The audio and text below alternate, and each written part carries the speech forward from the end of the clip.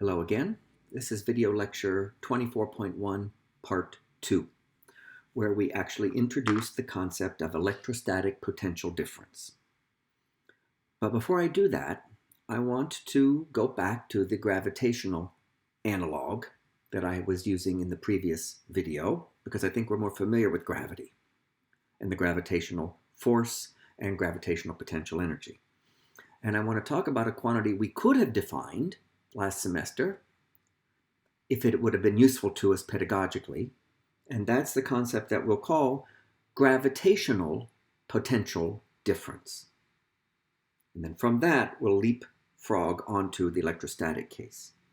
All right, so let's introduce the concept of, make sure I've got the right thing visible, gravitational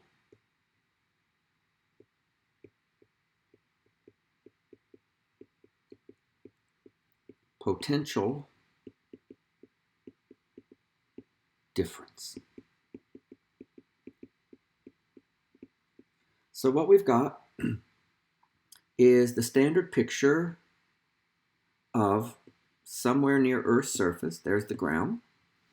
And we've got a uniform gravitational field G arrow directed vertically down.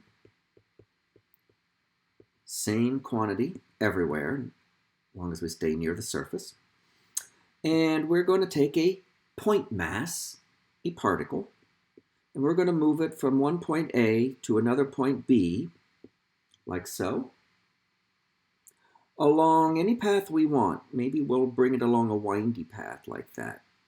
We'll carry it from A to B in the presence of the gravitational field. So that is its actual path, because we're going to carry it along that. All right. And I know that for that path, in the gravitational field, and the particle has some mass m, I'll draw it at some point, like right there. Right? The particle has some mass m. There's a gravitational force, m times g, and that does gravitational work. W grav. And the formula for that would be F grav dot the displacement, delta r. Let's draw the displacement. That's just an arrow pointing directly from A to B in a straight line. That's the displacement vector, even though the actual path is more complicated. All right, now the F grav on the particle, of course, is vertically down. Right there, the particle. Right, there's the F grav.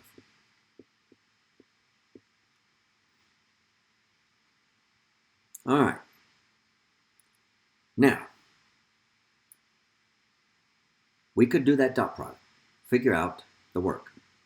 It would depend, it turns out, on the vertical distance, I'll call it h, between points A and B. And in this case, it would end up just being m times g times h. But the point is, we know how to calculate that work. And we know that since the gravitational force is conservative, that work done by the gravitational force can be written as the negative in the change in the gravitational potential energy. So let's write delta U grav is negative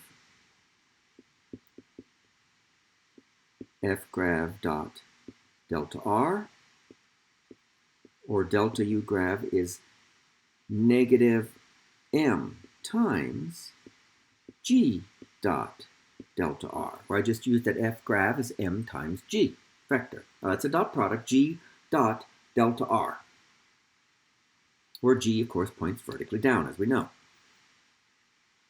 And we could use that formula to calculate the change in the gravitational potential energy. In this particular case, it would just end up being negative mgh. Even for that complicated, windy path between A and B, it would still just end up being negative mgh. Negative. Gravitational potential energy got less because the particle got closer to Earth's center. All right, so those ideas should all be more or less familiar to us. Now let's introduce a new quantity that we could have done last semester, but just didn't find it that necessary at the time. I want to talk about the gravitational potential difference between our 2 points, A and B, due to our uniform gravitational field, G. Gravitational potential difference. And let's even introduce a notation for it. Difference, delta, V grav. Difference in gravitational potential between points A and B. Defined to be the corresponding change in gravitational potential energy when our particle of mass m moves from A to B, divided by the mass of the particle. Gravitational potential energy difference per unit mass. Okay? That's the definition. Gravitational potential energy difference per unit mass. Now, here's the expression for gravitational potential energy difference between 2 points, negative m times g dot delta r. So what I do is divide that by m. And I have negative g dot delta r. Okay? And the SI unit of this new quantity would be the unit of energy, joule, unit of mass, over the unit of mass, kilogram, joule per kilogram. Okay, so if we can calculate the gravitational potential difference, delta Vg, between 2 points, like A and B, that delta Vg is just determined by the gravitational field, the G. That's what determines that. And if we know what the delta Vg is between the 2 points A and B, then if you come along with your favorite pet particle with mass m, and you want to move the mass m between A and B, it's easy to figure out how much its gravitational potential energy is going to change. That'd be the delta U part. Just multiply the delta V part by m, and you'll get delta U. I'm basing that on this relationship right here. Okay? And we're going to do the same thing in the electrostatic case. We've already talked about electrostatic potential energy change, delta U electric, in a uniform electric field, E. And now we're going to calculate electrostatic potential energy change per unit charge, and call it electrostatic potential difference. That's what we're going to do next. Okay? Electrostatic potential, electric potential. People use both those words interchangeably, but I am limiting myself to the special case of a uniform electric field, like the picture on the right, which I had in the previous video. 2 sheets parallel to each other, flat. One has a positive surface charge density sigma, the other one a negative surface charge density negative sigma. You get a nice uniform electric field in this region between the 2 sheets. And the field points away from the positively charged sheet and toward the negatively charged sheet. Okay? Okay. Now, let's do a thought experiment. Into that field, we're going to put a charged particle, and we're going to have it move from the point labeled A to the point labeled B. Although the path that it actually takes is immaterial. It just moves from A to B. There will be a delta U electric, a change in electric potential energy because of that motion. Okay, and then we're going, and so from that we're going to define the electric potential difference, delta V, between the points A and B. And this electric potential difference delta V is due to, what's the cause of it? That uniform electric field E between the sheets. Just like the gravitational potential difference quantity I just defined, delta Vg, was due to the uniform gravitational field that was there. The electrostatic potential difference, delta V, is due to that uniform electric field E. And the definition of the potential difference, delta V, between the 2 points there, A and B, defined to be, is the change in the electrostatic potential energy of our charge Q as it goes from A to B, divided by Q. So that you can think of delta V as the electric potential energy change per unit charge. Just like electric field is electric force per unit charge, now we have electric potential difference, which is electric potential energy per unit charge. Now, what's the SI unit of electric potential difference? And let me try to be clear here. Note the symbol for this new quantity. There and there. Delta V, potential difference. It's the difference in the electric potential between the 2 points A and B. Delta V. That's the quantity. Now here comes the unit. The SI unit of electric potential difference. Well, it's got to be the unit of energy divided by charge. That's 1 joule per coulomb. Now, in physics, the unit joule per coulomb has its own name. It's its own unit. It's called the volt. So I want to say just a word about names here and symbols to represent quantities. Because there's some things going on here that are a little bit confusing and unfortunate. Okay.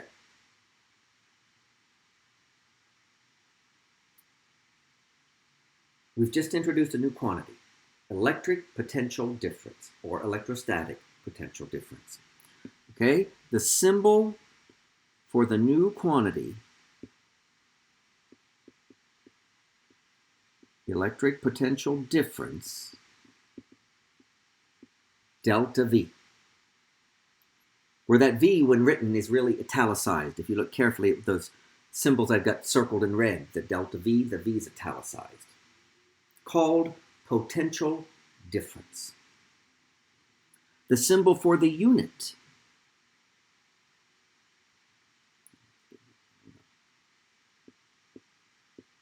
of this new quantity, the unit of this new quantity is just a V, nothing else. And that stands for the unit called volt. So there's the symbol for the thing, potential difference, delta V, and then there's a symbol for the unit, V, for volt. The unit symbol is not italicized. That's how you can tell them apart in a textbook. Okay? You would have something written like this. Delta V equals 3V, which looks a little bit odd, but what it's saying is the quantity known as potential difference has the numerical value 3 in the unit of volt. What compounds the confusion here, in addition to the fact that the unit for the symbol, let me say that again. The symbol for the quantity and the symbol for the unit are almost exactly the same. Now here's what makes it even a little bit more confusing. Colloquially, physicists and engineers, especially electrical engineers, will use a different name for potential difference. And you might as well hear it because even I'll probably lapse into using it sometimes. It's so common. The more colloquial name for potential difference is voltage, based on the name of the unit, volt. Okay? So you could very well hear a physicist or engineer interpret that expression I just circled in red as, oh, the voltage is 3 volts. Or, a little bit better, the voltage difference is 3 volts. Although you're more likely to hear them just say the voltage is 3 volts. What they really mean is the potential difference between 2 points is 3 volts. Potential difference is the quantity. Volt is the unit of that quantity. And we really ought to use the names correctly and the symbols. To give you a sense of how silly it really is, it would kind of be like this. When we talk about the mass of something, the symbol is m, we call it mass. The unit, of course, is kilogram, kg. So the symbol for the quantity, m, isn't even remotely similar to the symbol for the unit, kg, nor are the names, mass, kilogram. But we could have said, instead of mass, kilogrammage. What's the kilogrammage of that? Tell me the kilogrammage of that. Would you measure the kilogrammage of that for me? And use the symbol kg for the quantity, as well as the unit. So you report to somebody, yeah, I measured the kilogrammage of that on the pan balance, and it's kg equals 2 kg. That's roughly what we're doing here when we say voltage equals 3 volts. Because we're using the name for the thing and the unit for the thing almost interchangeably, and it's bad usage. Okay? I'm going to try to be good about it and use the proper name for the quantity, potential difference, symbol, delta V. And the unit, volt. All right, now that I've made that point, let's continue. Let's figure out a formula for the potential difference between 2 points in a uniform electric field. Electric field is what causes the potential difference. Let's figure out a formula for it in this case. So for the special case of a uniform electric field, again, I'm thinking of this picture up here with the uniform electric field between the 2 sheets, and you got 2 points A and B. And I want to know the potential difference between A and B in the presence of this uniform electric field. Here's the formula. Delta V is obtained by taking the formula for delta U electric between 2 points A and B when a charged particle Q moves from A to B, and divide by Q. Now, in the video lecture I just made, I introduced the formula for delta U electric in a uniform electric field. Negative Q times E dot delta R. So now I divide that by Q. And I get something that doesn't have a Q in it. And that's the formula for the potential difference between 2 points in the uniform electric field. Negative E dot delta R. And you can use that formula to calculate the potential difference, it would be in volts, between any 2 points in a uniform electric field. And that's what this picture below shows. The picture shows a uniform electric field pointing straight down and a point A, starting point, right there. And now, just because that electric field is there, filling all of space, we can pick 2 points A and B and ask what's the potential difference between those 2 points because of that electric field. Okay? All right, and we're going to use that delta V equals negative E dot delta R. Now let me do the first case in this picture. Let's take the point B to be right over here. Due right of point A. So you can see there the delta R. Straight to the right. But remember the E is straight down. So what do I get when I do E dot delta R? That's a dot product of 2 vectors. Well, that means do negative magnitude E, magnitude dr, cosine of what I'll call phi, where phi is the angle between E and delta R. You see what that angle is? The E straight down, the delta R is to the right, the angle is 90 degrees. For this path right here. And the cosine of 90 is 0. So I get a delta V equal to 0. The potential difference between points A and B is 0. And since the uniform electric field points straight down everywhere, that's true if point B is anywhere on this horizontal line. That means the horizontal line is an equipotential line. Every point on that horizontal line has the same potential value, so that the potential difference between any 2 points on that line is 0. And note that the horizontal line is perpendicular to the vertical electric field, so the electric field vector crosses that equipotential line at a right angle. You've been using that in the lab lately, haven't you? And that's a very helpful thing to remember. Okay? If you're on an equipotential line or surface, then any 2 points on that surface have the same potential, so no potential difference, and the electric field crosses through that surface or line at a right angle.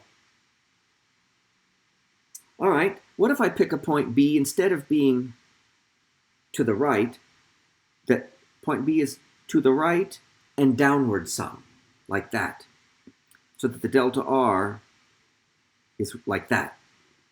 Then what can I say about the potential difference between points A and B? In other words, if I were to imagine traveling from A to B, what would be the potential difference between those 2 points? How would the potential change as I traveled from A to B? This formula tells me the answer, except I can't assume it's necessarily 0. Minus magnitude E times magnitude delta R times cosine phi. What's the phi in this case? Well, the delta R is basically like that between A and B, and the E is straight down. So the phi is right in there. Now, I didn't give you enough information to get any numbers, but you can see it there. And here's the key thing about that phi. It's very clear that that phi is less than 90 degrees. And the cosine of an angle less than 90 is a positive number, but then there's this minus out front, so that tells me that as I travel from A to B, the electric potential decreases because the delta V is negative. In this geometry, that's true then for any point B that's below that equipotential line. Any point B below the equipotential line will be at a potential lower than point A. Now, the farther down you go, the lower the potential gets. But all I'm saying is that any point B below the equipotential line has a potential less than that at A. The potential difference is negative if I go down. Okay? Note that going down is basically going with the field. Right? So we can say, for a displacement along the direction of the electric field, even if it's got at a little bit of an angle, right, such the angle between the E and the delta R is less than 90, will result in a delta V that is negative. There's an electric potential difference. What, excuse me, what if the point B is somewhere up here, above point A, so that the displacement vector delta R looks like that? Now what do we conclude about the potential difference as I go from A to B? Well, now the delta R goes like that, points like that, but the electric field points down, so the phi that we have to use is in there. It's very clear that that angle is bigger than 90, and the cosine of an angle bigger than 90 is negative, so the cosine is negative, but there's a negative out front, so the delta V overall is positive. So if you go to a point above the electric field, against the field, the potential goes up. And that's a very handy thing to remember. If you go with the electric field, the electric potential decreases, and if you go against the electric field, the electric potential increases. So that's our first calculation of potential difference between 2 points. It's limited to the special case of a uniform electric field, just because that's easier to deal with, uniform. But let me go ahead and now give you a little bit of an introduction to a situation where I don't have a uniform electric field to deal with. But I'll just talk about electric potential energy right now, and I'll talk about a non-uniform field case. And the most straightforward situation when we have a non-uniform electric field is when I have a point particle somewhere. I'm going to show you a Wiley Plus simulation where we're going to put a charged particle fixed at the origin. It's going to have a positive charge of 1 nanocoulomb. And then there's going to be another charged particle. So that first one will be Q1, fixed at the origin. Then there'll be another one, Q2, that's going to move in the XY plane from point A to point B. Okay? So that second particle, particle 2, is going to be immersed in the electric field of particle 1. And since that's a point particle, its electric field is not uniform. It gets weaker as 1 over r squared, right? All right, so let's go over to Wiley Plus. And now you're looking down from above on the XY plane. And you've got particle 1 fixed at the origin, Q1, and I'm telling you it's 1 nanocoulomb. And particle 2, maybe a little hard to see it right now, but it's right now at point A, which happens to be 2 meters from the origin along the x-axis. And we're going to want to move, we're going to do it ourselves, we're going to move particle 2 from point A up to point B. See where point B is? It's at a radial distance of 6 meters at an angle of 45 degrees from the x-axis. So we're going to move our particle 2 from A to B. It will be moved while it's in the electric field of particle 1. So particle 2 with charge Q2 will experience an electric force from the field of particle 1. And that force on 2 would be Q2 times E, where the E is the E from 1. But 1 is a point particle, so its electric field is Q1 over 4 pi epsilon 0 r squared. And here's the thing. This simulation is going to calculate and show us the work done on particle 2 by the electric force as we move particle 2 from point A to point B. And I want us to observe how much work that is. So here we are with particle 2 initially at point A. And if I hover my mouse over that big brown arrow you see right there, you'll see it shows that that's the electric field at the location of particle 2. That field is due to particle 1.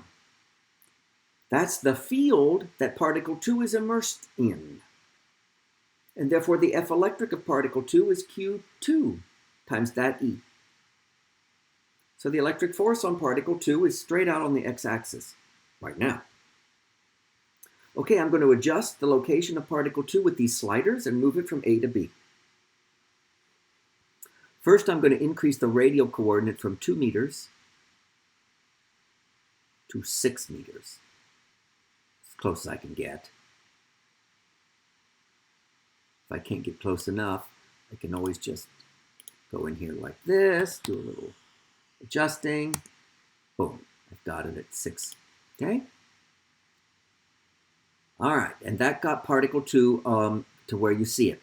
Now I'm going to increase the angle by 45 degrees. See how I'm going along there? Look at the W electric. See it down, see up there? Basically 6 nanojoules. Notice how what's happening to that as I go along the arc. Nothing. The work. Nothing is happening. No work is done as I move my particle 2 along this circular arc. Notice that wasn't true back here. Go back to initial location. See it? Okay? And let's increase. Let's go out radially. Look at the W electric. As I do this, it's getting bigger and bigger, isn't it? So there's work done there, but not along the angular motion. Do you see why not? Why is there no work done on our particle 2 by the electric force along this arc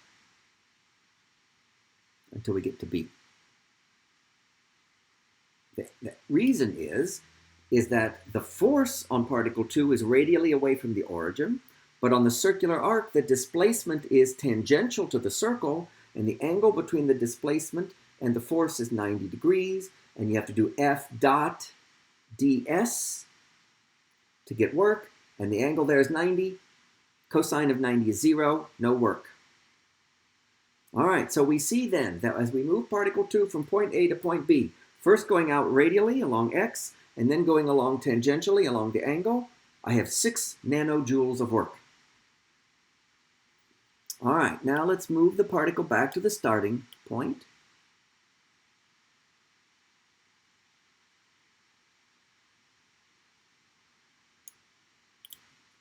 Let's cheat. Okay? And I'm going to move it again from A to B, but now I'm going to take a different path. This time, I'm first going to swing out along the angular part. Notice the work. None. Till I get to about 45 degrees. Well, what I want is exactly 45. There we go. And then I increase the radial coordinate from 2 meters to 6 meters. There's where the work is happening. And look how much work was done. The same as before, 6 nanojoules, even though I took a different path. In fact, set it back, you can go from A to B along any path you want. Any path at all. I can go out a little bit radially, then go a little bit along an angle, then go out a little more radially, and a little more along the angle, and then a little more radially, and a little more along the angle, and a little more radially. You can get the point, and a little more along the angle. And no matter what, look how much work is done. The same. So what I'm showing you is that the work done by the electrostatic force of one point particle on another, which is not a constant force, not a uniform force, is still path independent. So let's now go back to our OneNote, okay? And we can even work out the formula for it. I'll give you a little kind of a crash course in how to do it, but I've got the result right here. You have to do the integral of F electric dot ds from point A to point B. But it really only matters when you go out straight out along the radial line. So when you do that integral to get W electric, you just take F electric times a little step size dr from the distance at point A from the origin, RA, into RB. And then you have integral Q1, Q2 over 4 pi epsilon 0 r squared dr from RA to RB. You bring the multiplicative constants out front. Q1, Q2 over 4 pi epsilon 0. Integral from RA to RB of dr over r squared. And then that's Q1, Q2 over 4 pi epsilon 0. Integral from RA to RB, r to the minus 2 dr. And then just use the general integral x to the n dx equals x to the n plus 1 over n plus 1. So you got Q1, Q2 over 4 pi epsilon 0, where the n is negative 2. So n plus 1 is negative 1. So I have r to the n plus 1 over n plus 1 between RA and RB. That's just negative Q1, Q2 over 4 pi epsilon 0. And r to the minus 1 is 1 over r. And then put in the limits. 1 over RB minus 1 over RA. And then distribute that negative that's out front through. It reverses the RA and the RB. And you get this formula right up here. Q1, Q2 over 4 pi epsilon 0 times 1 over the starting distance between the charges, RA, minus 1 over the final distance, RB. And it's path independent. W electric is path independent, even for a force due to a non-uniform electrostatic field. So that means we can define the electrostatic potential difference, electrostatic potential energy difference for a particle of charge Q2 moving from A to B in a non-uniform electrostatic field due to another fixed particle of charge Q1. Delta U electric will be defined to be negative W electric. So just take the answer for W electric and slap a negative sign in front of it. And it looks like this. Delta U electric equals Q1, Q2 over 4 pi epsilon 0 times 1 over RB minus 1 over RA. Please note what this applies to. Two particles, and the distance between them has changed from a distance RA to a distance RB. Now, it's quite common in the two-charge particle situation like this to do the following. Remember, with potential energy, there's a reference point that we pick, and at the reference point, by definition, the potential energy value is 0. Let's do that here. Let's take the final position, point B, to be way out at infinity. Okay? RB is infinitely far away, and we define the potential energy, electrical potential energy associated with these two charges to be 0 at that reference point, because they're infinitely far apart, so their interaction is negligible. So you take the formula for the delta U electric, that's that, right? U electric final minus U electric initial. And for the U electric final, you put in 0. That's this. And for the RB, you put in infinity right there. And to a physicist, 1 over infinity is a 0. Then what you've got is, once you cancel negative signs, U electric equals Q1 times Q2 over 4 pi epsilon 0 R. That's the electric potential energy for two point particles. Okay, we hadn't talked about that case yet in this chapter. And here it is again. U electric equals Q1 times Q2 4 pi epsilon 0 R.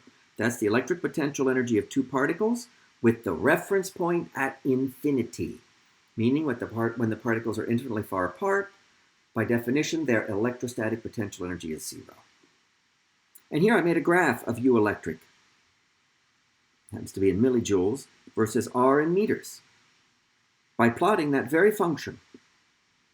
But I did plot it for two cases, because the sign of the U electric depends upon the sign of Q1 times Q2. And charges can be negative. If both charges are positive, or both charges are negative, then Q1 times Q2 is positive, and the U electric function is positive. So when I graph it, I get this hyperbola that's in the positive quadrant. Two particles of the same type of charge. Point being, as the R gets smaller, the U electric gets bigger, more and more positive. That basically means the two particles don't want to be close together. But what if one of the particles is positive and the other is negative? Then Q1 times Q2 will be a negative number. And the actual plot of U electric versus R will be the curve down here on the negative side of the energy axis.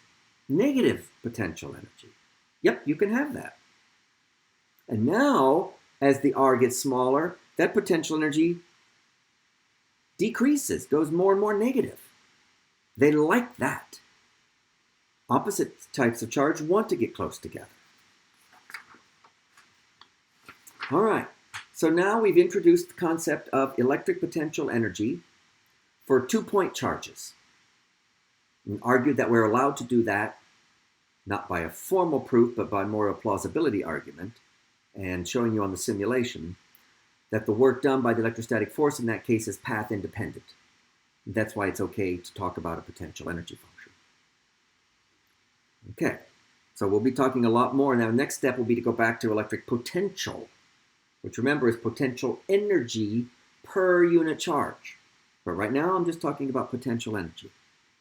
And so let me leave you with a little class engagement exercise that you can do on Blackboard.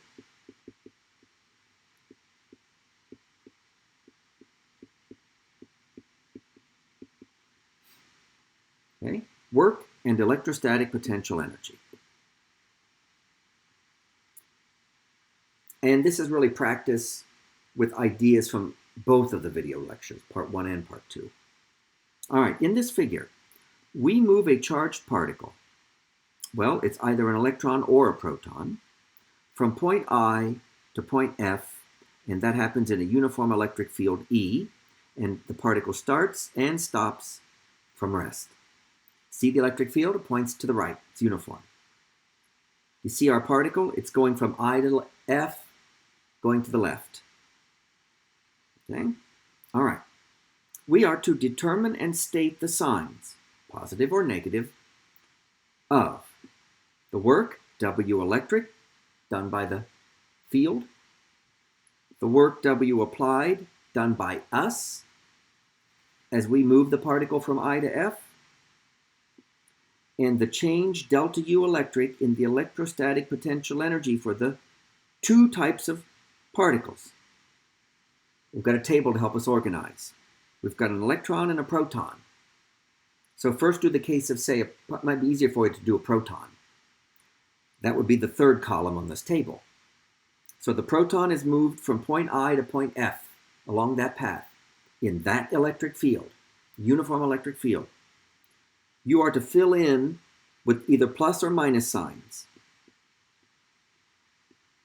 The sign of W electric on the proton. The sign of the work done by your applied force as you move the particle from I to F. And the sign of the delta U electric of the proton as it moves from I to F. Then fill in the middle column, which is where you take an electron from I to F. Is the W electric positive or negative? Is the W applied positive or negative? Is the delta U electric positive or negative? Okay? All right, so that's going to be your class engagement. Okay? And we will be talking about electric potential in our class time on Friday. That's all, though, for this video.